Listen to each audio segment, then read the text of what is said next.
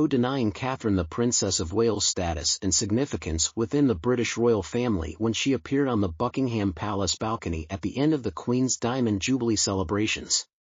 Here was the love interest of Prince William's University, a commoner from the home counties who had tied the knot with the most eligible prince in history a year before, setting the standard for royalty and creating history in the process. She looked stunning in an Alexander McQueen dress with champagne lace, a Johnny Jane Taylor hat, and her signature L.K. Bennett nude stiletto heels. She appeared completely comfortable and natural. On April 29, 2011, a momentous moment occurred when Katie, a young woman who had been seen as heavy only a few years before, became the head of the most recognized family in the world. Her late Majesty's lone Cartier hollow tiara is among the many famous elements of her bridal attire. However, Catherine chose to wear a flower crown instead of the tiara, just like her mother Carol Middleton did at her own 1980 wedding. She nearly opted not to wear a tiara at all before agreeing to wear the one she ultimately chose, which was made in 1936 and bought by the late Queen's father, the Duke of York, for the Queen Mother, and finally the Duchess of York. Her wish to have flower crowns at her wedding was still fulfilled. Her young bridesmaids wore them in their hair instead.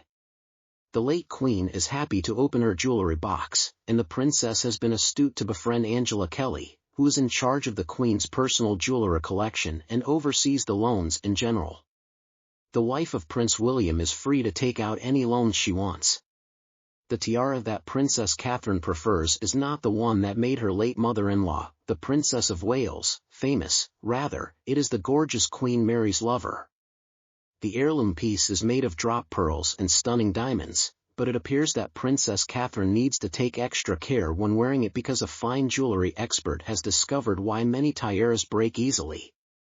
Hairspray, which is naturally applied sparingly when creating a formal hairstyle, is among the worst substances that can come into touch with the tiara, according to Bobby Lee Pemberton, partner at antique fine jewelry dealers Humphrey Butler Jewelry.